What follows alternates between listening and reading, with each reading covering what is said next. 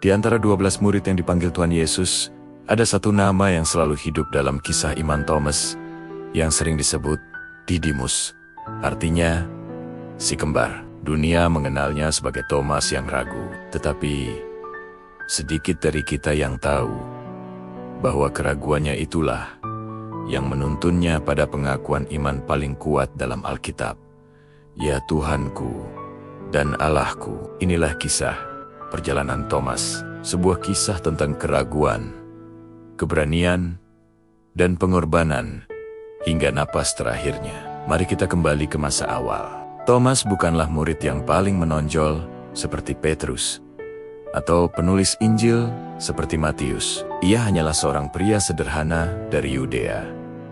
Karakternya tenang, penuh pertimbangan, dan selalu berpikir panjang. Bayangkan suatu hari, saat ia sedang menjalani hidupnya yang biasa, sebuah suara yang penuh kasih memanggilnya. Yesus menatapnya dan berkata, "Ikutlah aku." Thomas melihat mata Yesus, mata yang penuh otoritas, namun juga begitu lembut. Sesuatu di dalam hatinya bergerak. Tanpa banyak bicara, tanpa keraguan pada saat itu, ia meninggalkan kehidupannya yang lama, meninggalkan segala rencana masa depannya, lalu mengikuti sang guru. Sejak hari itu, hidupnya berubah total. Ia berjalan bersama Yesus dari kota ke kota, dari desa ke desa. Ia menyaksikan sendiri mukjizat yang luar biasa. Ia melihat air menjadi anggur di Kana. Ia melihat orang mati dibangkitkan. Ia mendengar setiap ajaran tentang kerajaan Allah langsung dari mulut Yesus. Namun, di tengah semua keajaiban itu, Thomas tetaplah Thomas. Hatinya ingin sepenuhnya percaya, tetapi pikirannya selalu bertanya. Ia bukan tipe orang yang menerima begitu saja. Ia perlu memahami, perlu merenung. Sifatnya yang analitis, inilah yang nantinya akan membawanya pada momen paling krusial dalam hidupnya. Seringkali kita melabeli Thomas sebagai seorang yang ragu.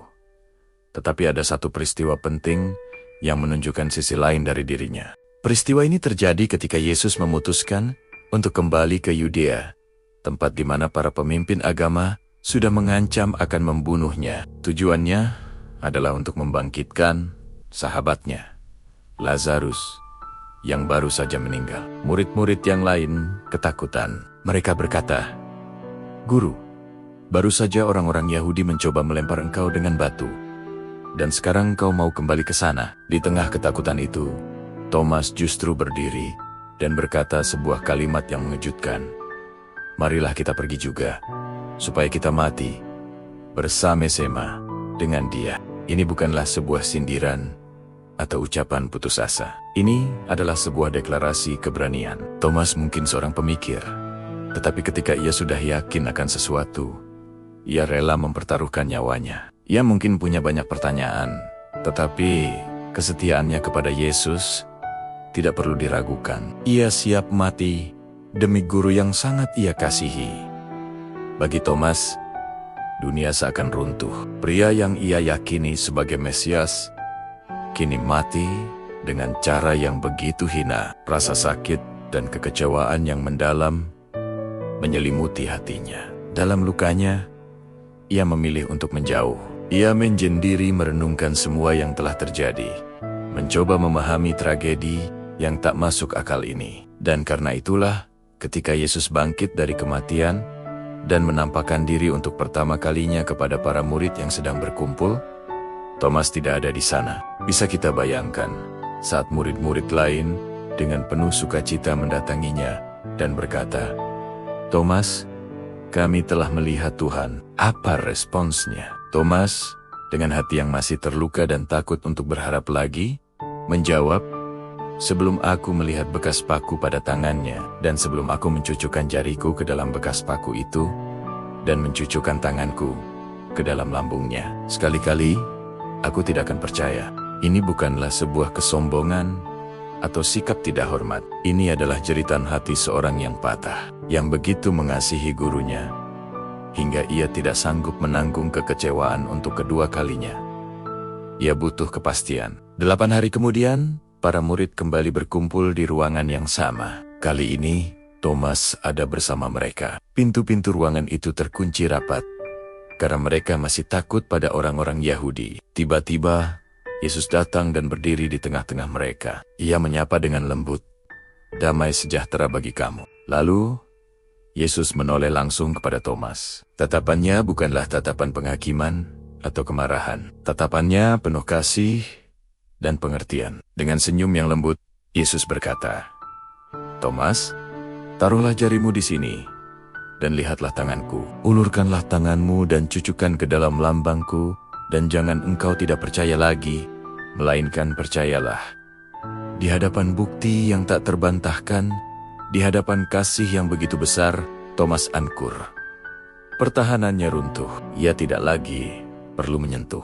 Melihat Yesus yang bangkit berdiri di hadapannya, sudah lebih dari cukup. Dengan air mata yang mengalir deras, ia terjatuh berlutut dan mengucapkan kalimat yang akan menggema sepanjang sejarah gereja. Sebuah pengakuan iman yang paling agung, "Ya Tuhanku dan Allahku."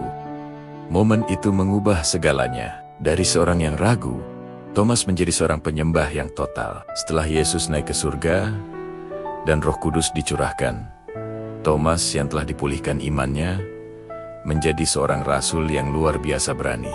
Menurut tradisi gereja yang sangat kuat, ia adalah rasul yang melakukan perjalanan penginjilan paling jauh. Ia diutus ke tanah yang asing dan berbahaya. Perjalanannya membawanya melintasi Persia, Partia, dan akhirnya berlabuh di India Selatan. Tradisi mencatat bahwa Thomas tiba di wilayah Kerala sekitar tahun 52 Masehi. Di sana, ia mulai memberitakan Injil dengan penuh semangat. Ia berjalan dari desa ke desa, menembus hutan lebat, melintasi padang pasir yang panas, dan menyeberangi sungai-sungai berbahaya. Keraguan yang dulu ada dalam hatinya, kini telah berganti menjadi api yang berkobar-kobar. Pesannya sederhana, namun kuat. Yesus Kristus yang pernah mati dan bangkit adalah Tuhan dan Allah. Banyak orang yang mendengarkannya, ribuan orang dibaptis, dan ia mendirikan 7 jemaat Kristen pertama di India, yang dikenal sebagai Gereja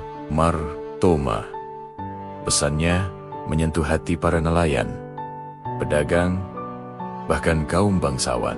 Namun, tentu saja tidak semua orang menerima pesannya. Banyak juga yang menolak dan membencinya, karena dianggap mengganggu kepercayaan dan tradisi yang sudah ada. Perlawanan terhadap pelayanannya semakin hari semakin besar. Suatu hari, menurut tradisi, Thomas ditangkap oleh para prajurit dari seorang raja lokal yang menentang ajaran Kristen. Ia dituduh sebagai pengacau dan penyebar ajaran sesat. Thomas kemudian dibawa ke sebuah bukit di dekat Milebor, yang sekarang kita kenal sebagai Bukit Santo Thomas di Seni, India. Di puncak bukit itu, menghadapi kematiannya, Thomas tidak menunjukkan rasa takut. Ia berlutut dan berdoa dengan tenang. Doanya adalah sebuah refleksi dari perjalanan imannya. "Tuhan Yesus, aku pernah meragukan Engkau, tetapi Engkau tidak pernah sekalipun meragukan aku. Terima kasih telah menjumpaiku dalam keraguanku. Sekarang, terimalah hidupku ini." Setelah selesai berdoa, para prajurit itu menikamnya dengan tombak. Thomas roboh ke tanah. Ia meninggal sebagai seorang martir, dengan wajah yang damai, dan dengan kata-kata terakhir yang sama, seperti pengakuan imannya yang pertama, "Ya Tuhanku dan Allahku." Kisah Thomas sesungguhnya bukan hanya tentang keraguan. Kisah ini adalah tentang sebuah perjalanan hati manusia yang sangat jujur. Ini adalah perjalanan dari rasa takut menjadi keberanian, dari keraguan menjadi keyakinan yang tak tergoyahkan, dan dari hati yang patah menjadi pribadi yang dipulihkan sepenuhnya. Thomas mengajarkan kita bahwa iman sejati bukanlah ketiadaan pertanyaan. Justru sebaliknya, iman sejati adalah keberanian untuk terus bertanya dan mencari hingga kita menemukan jawaban yang sesungguhnya di dalam pribadi Kristus. Seperti Thomas, kita mungkin punya keraguan.